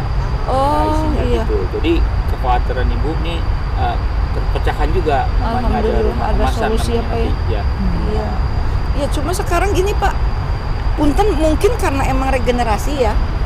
Kayak katakanlah saya musik itu tuh di tingkat dinas itu kita tuh sudah katakanlah kita udah naik kelas, misalnya udah mungkin kayak saya ke kementerian, makanya kalau saya ke dinas tuh Pak Udah dianggap gitu ya, itu advance. karena udah naik kelas, ibu kadang nggak apa-apa sih Bu, kata saya juga kangen, pengen ngumpul, pengen gimana sharing gitu, barangkali ada ilmu yang belum saya punya, mungkin karena kemarin kan dengan sekarang berbeda ya Pak. Berapa tahun kebelakang dengan sekarang itu pastinya berbeda, saya bilang gitu, pengen ilmu yang update, nggak apa-apa saya libatkan, saya bilang gitu, jadi peserta nggak apa-apa. Tapi mereka tuh ibu udah bukan kelasnya lagi, ibu udah kelasnya di kementerian. Kelasnya ngajar Ibu. Iya, harus dibikin ngajar seperti ke KLHK ngasih kesempatan Ibu cara sumber. Ya, Bu. Narasumber.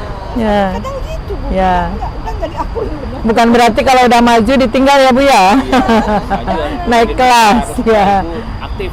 Berganti peran. Mungkin seperti itu, tapi terkadang saya ini orangnya kan kayaknya saya itu tidak mau menghilangkan atau saya melupakan Betul. jasa ya.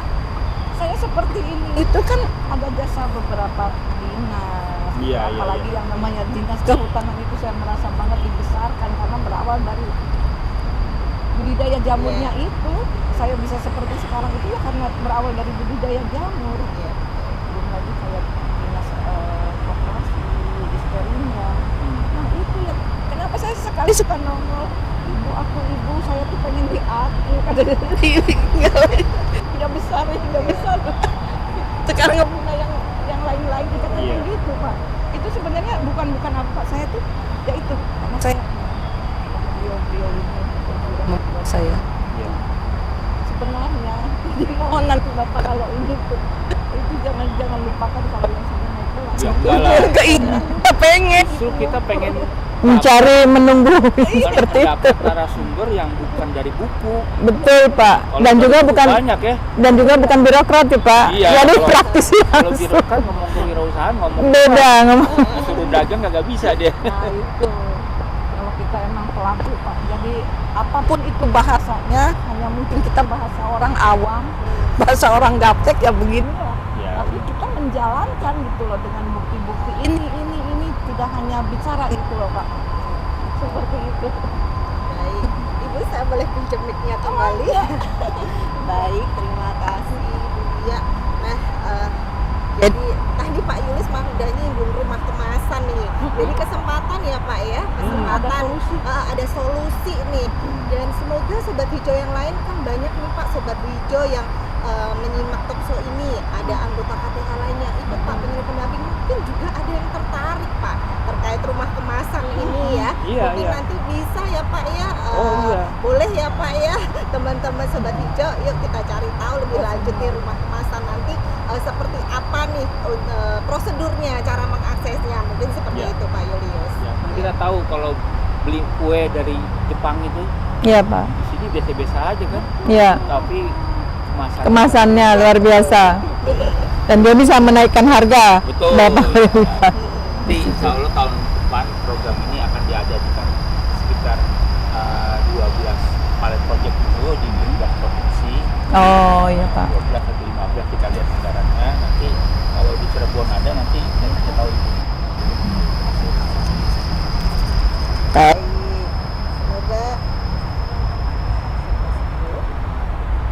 Baik, semoga semoga terrealisasi ya Pak ya, sobat hijau yang lain bisa mengikuti program tersebut.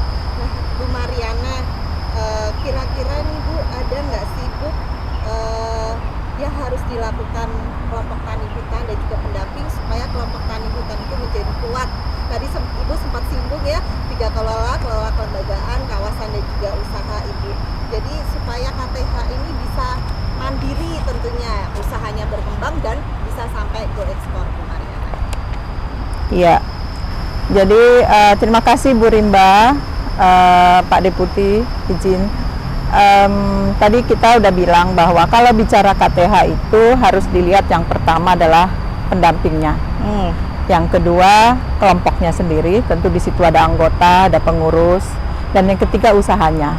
Nah, saya selalu melihat itu supaya dia masing-masing bisa saling berkembang seperti itu. Nah, bicara pendamping, tadi juga banyak Pak Deputi sudah menyampaikan bahwa persoalan utama kenapa tidak maju itu yang pertama kurangnya informasi.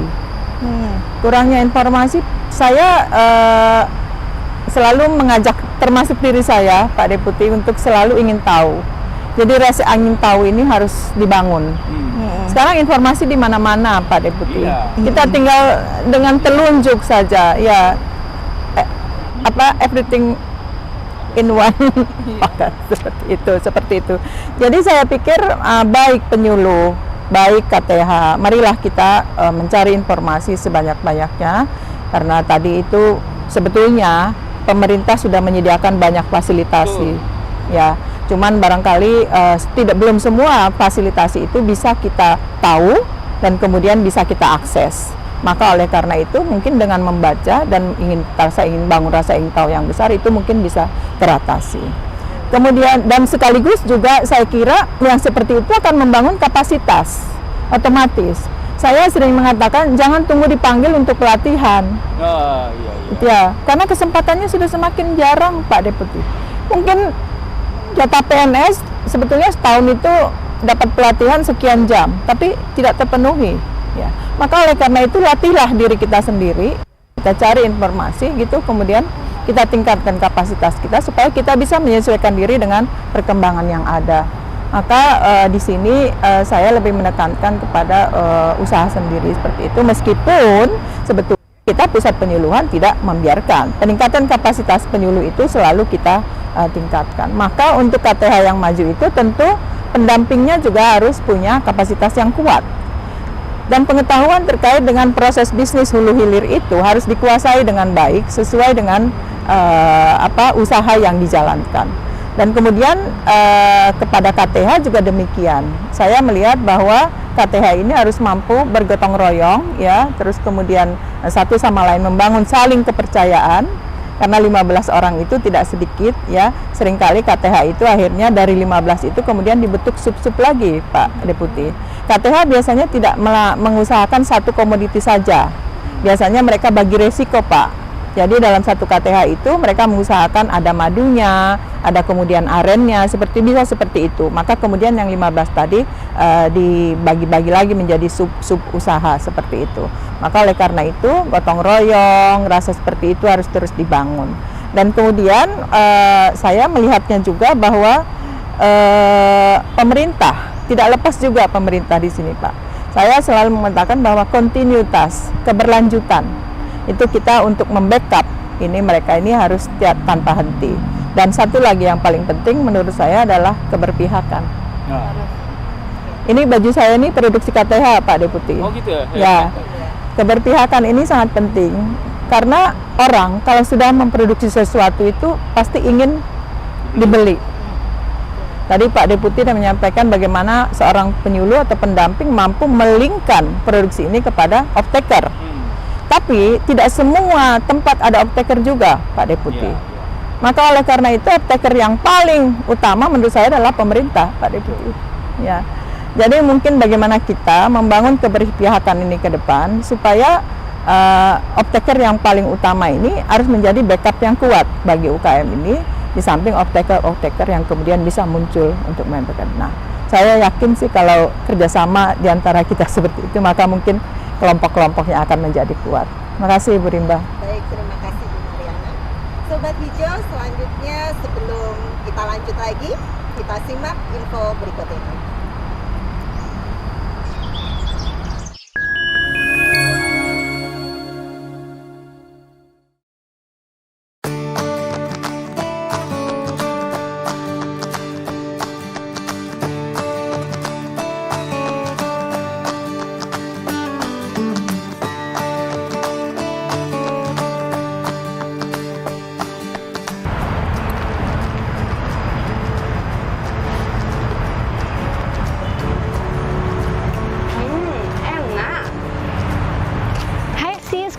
Ngapain di sini? Ngemil kok sendirian aja, bagi-bagi dong. Kamu Beb, sini temenin aku ngemil sebelum masuk jam kantor. Emang kamu lagi ngemil apaan sih? Kok kayaknya enak banget? Emang enak banget. Ini tuh jamur crispy, mereknya Jamur Musi. Ini produk kelompok tani hutan loh, KTH Citra Unggul Sejahtera yang ada di Cirebon, Jawa Barat. Wah, aku mau coba dong.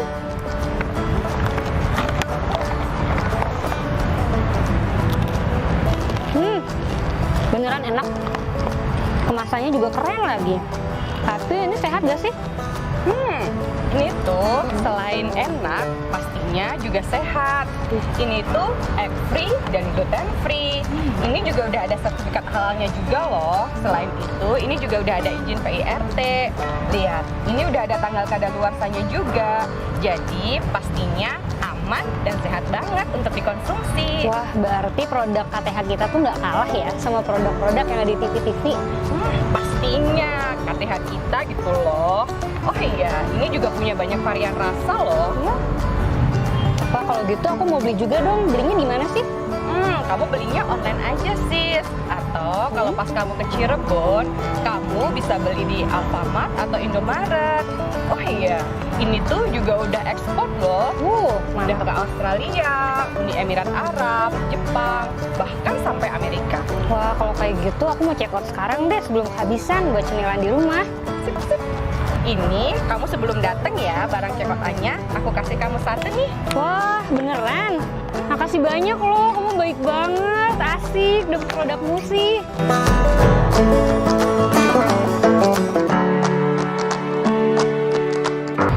Nah Sobat Pusluh, ternyata produk KTH kita sudah sekeren ini loh. Bukan hanya produk Jamur Musi saja, masih banyak produk KTH yang lain yang sudah keren dan oke banget. Nah, selain rasa, kemasan, dan juga legalitas juga sangatlah penting untuk kepercayaan calon pembeli. So, buat para Sobat Pusluh yang sedang mengembangkan produk usahanya, yuk kita tingkatkan terus kualitas dan mutu produk kita, supaya pembeli nggak ragu untuk borong. Semangat terus ya Sob! Mari kita dukung produk-produk buatan kelompok tani hutan.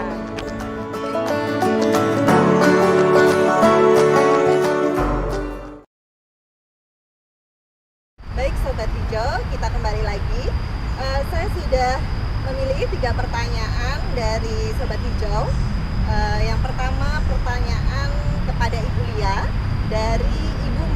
Yulianti, bagaimana cara memotivasi KTH agar membuat produk karena KTH itu suka menjual bahan baku, Bu, ketimbang membuat produk ya yang nilai ekonomi lebih tinggi untuk dijual. Jadi cara memotivasinya, Bu. Jadi KTH itu untuk membuat produk itu cara motivasinya gimana?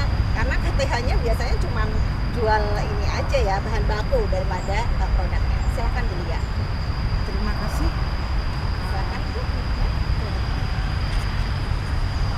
Terima kasih, Mbak. Sebenarnya kalau saya menerapkan ke anggota itu, anggota kan sudah budidaya jamur.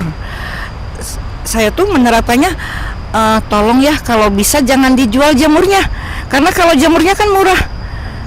Tapi gimana Ibu? Nah sekarang coba dibikin kerupuk, karena emang saya juga punya kerupuk jamur Pak, produk itu minta dibuatkan langsung kerupuk, baru nanti dijual ke saya itu kerupuknya.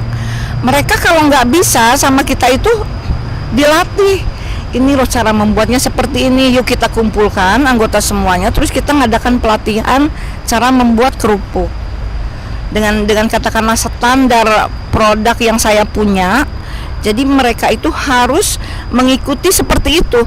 Kalau seumpamanya tidak sama dengan standar produk yang saya punya, ya nggak saya terima. Tapi kita kan awalnya itu sudah melatih dan sudah dikasih tahu bumbunya, dalam artian ingredientnya dengan komposisinya.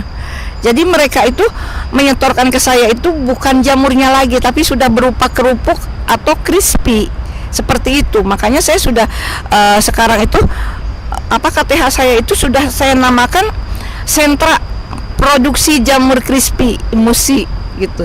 Nah di sana itu jadi bukan saya aja yang punya penghasilan, tetapi anggota juga dan orang-orang di sekitar rumah itu alhamdulillah sudah merasakan itu dengan keberadaan Musi seperti itu, Mbak. Baik, terima kasih Bu Lia. Selanjutnya ini dari Ferry DI2K, ditujukan kepada Pak Julius, Pak Yudi. Apa saja persyaratan yang diperlukan oleh KTH jika usahanya ingin mendapatkan bantuan pinjaman pendanaan dari Kementerian Koperasi dan UKM, Pak? Pertanyaannya Pak Julius.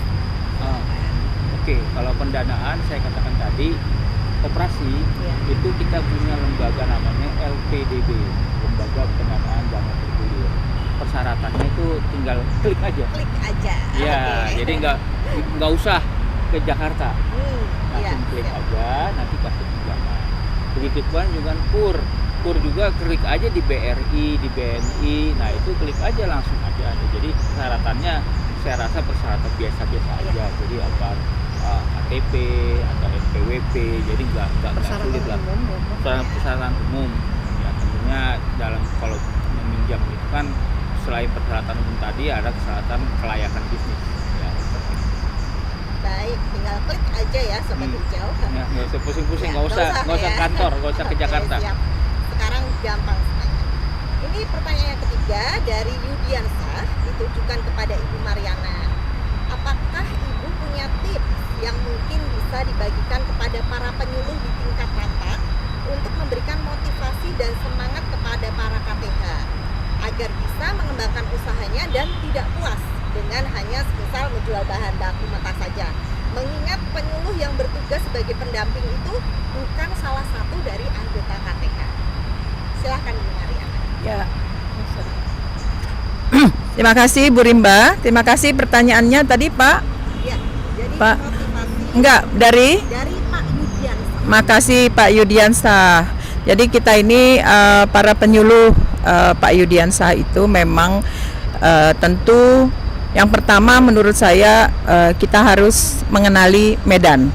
Yang mengenali medan itu dalam arti bahwa kita tahu yang kita mau dampingi itu berapa banyak, lalu kemudian kompetensi daripada yang sumber dayanya seperti apa, lalu kemudian potensi daerah setempat itu seperti apa, ya. Jadi karena ketika kita mau mengarahkan kelompok untuk melakukan usaha, saya menyarankan usaha tersebut harus selektif. Jadi misalkan Usaha itu selektif maksudnya itu adalah harus dicari bahwa ada peluang pasarnya. Itu yang terlebih dahulu. Jadi peluang pasar daripada usaha yang mau dilakukan itu harus dilihat terlebih dahulu. Dan ini tugas kita sebagai penyuluh. Nah, bisa kita melihat perdagangan antar kabupatennya seperti apa, misalkan, atau perdagangan antar kecamatan dari produk tersebut seperti apa. Lalu yang kedua, karena beban kita tidak sedikit, maka kita harus menyusun perencanaan yang bagus. Perencanaan yang bagus dalam arti kita mengenali kelompok yang kita bina ini. Karena kelompok ini juga nggak semuanya sama SDM-nya. Ada kelompok yang ketika kemudian kita datang sekali, mereka sudah bergerak maju. Tetapi mungkin ada kelompok yang kita datang sudah berkali-kali masih begitu-begitu saja. Maka pengenalan seorang penyuluh terkait dengan karakter daripada masing-masing kelompok ini harus dikenali dengan baik. Dan kemudian itu tadi tidak terlepas dari apa yang tadi sudah kita diskusikan di awal, maka seorang penyuluh itu memang harus mampu memahami integrasi hulu hilir daripada produk tersebut, produk yang akan dihasilkan itu. Karena dari pemahaman itu, kita sebagai penyuluh akan tahu dengan siapa kita harus berkolaborasi, para pihak yang terkait dalam pelaksanaan usaha itu harus kita tahu. Misalkan di tempat itu ada BUMDes kah, lalu kemudian apakah ada dana desa yang bisa diakses, seperti itu. Itu kembali kepada kita. Intinya menurut saya pengetahuan hulu sampai ke hilir. Tadi kita udah bilang, Pak Deputi sudah menyampaikan, janganlah kita sampai kepada hulu saja. Karena kalau sampai hulu saja itu masih berhenti di tingkat panen. Pasca panennya harus juga kita tahu, karena di situ nanti akan lebih banyak tantangannya. Maka oleh karena itu, kemudian dari pengetahuan kita itu, kita akan mendapatkan networking yang baik, seperti misalkan jaminan pasar. Jaminan pasar itu sangat penting untuk meningkatkan motivasi seorang kelompok tani. Karena kelompok tani akan kecewa ketika misalkan kita bilang, ayo bikin madu, lalu kemudian mereka sudah bikin, setelah itu kita tidak tahu mau dipasarkan kemana. Nah, yang terakhir mungkin kembali lagi saya mengajak kita untuk membangun keberpihakan. Di Jawa Barat itu Pak Deputi, mereka sudah melakukan bahwa misalkan bulan ini kopi yang mereka butuhkan disediakan oleh kelompok tani dari CDK 1, cabang Dinas Kehutanan 1. Bulan depan kopinya berasal dari CDK 2 dan seterusnya. Itu keberpihakan yang luar biasa. Jadi jaminan pasar memang sangat penting untuk kita memulai usaha.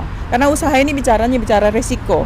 Tidak ada orang, Ibu Lia pasti jauh lebih paham. Tidak, kita semuanya tidak paham. Tidak ada yang ingin bahwa usaha itu sia-sia. Nah, kembali kita sebagai penyuluh ditantang untuk kemudian mampu menyesuaikan diri dengan berbagai persoalan-persoalan yang akan kita hadapi ketika kita mau meyakinkan kelompok tani atau siapapun untuk melakukan sebuah usaha. Saya kira itu Bu Rimba. Makasih. Baik, terima kasih Bu Mariana. Sobat Hijau, kita sudah banyak menerima informasi, pengetahuan dari Pak Julius, dari Bu Mariana, dan juga sharing pengalaman dari Ibu Lia. Sobat Hijau, jangan lupa untuk mengisi daftar hadir yang ada di kolom chat. Nah, sebelum berakhir mungkin mohon berkenan Pak Deputi untuk menyampaikan closing statement Pak Deputi. Silakan. Ya. Kementerian lembaga tuh banyak punya program. Cuman tidak diketahui oleh semua masyarakat. Betul. Sampai bawah. Nah, sekarang era digital, informasi itu kita bisa buat, dan acara seperti ini pasti positif ya. Informasi itu bisa tersampaikan. Nah, jangan bosan-bosan Bu mengadakan kegiatan-kegiatan seperti ini, dari akses pendanaan, dari pelatihan, kolaborasi pengusaha besar, pengusaha kecil, ini terus diinformasikan. Karena banyak kegiatan-kegiatan saya ke daerah, mereka sering bertanya yang menurut saya mereka bertanya karena kurang aktif aja. Sebenarnya tinggal sembarang orang kalau mau tahu kegiatan nggak perlu ke Jakarta kan, tinggal buka internet bisa itu. Jadi itu aja, kegiatan seperti ini harus didorong terus. Baik, terima kasih saya ucapkan kepada ketiga narasumber kita, Pak Julius, Ibu Mariana, Ibu Lia, dan juga tentunya untuk Sobat Hijau seluruh Indonesia yang sudah menyaksikan talkshow hari ini. Mohon maaf jika ada hal yang kurang berkenan. Saya akan berpantun ya Sobat Hijau, bilang cakep ya. Pohon alpukat, pohon mangga, cakep. Pohon akasia, Penyuluh hebat, hutan terjaga, KTH berdaya dan mandiri. Masih ada ya Sobat Hijau? Ngobrol bersama Yulia dan Bu Mariana. Jangan lupa ada Pak Deputi. Tokso penyuluhan lingkungan hidup dan kehutanan selalu di hati dan di hati. Jamur tiram diolah sampai matang. Sampai jumpa di Tokso mendatang. Terima kasih.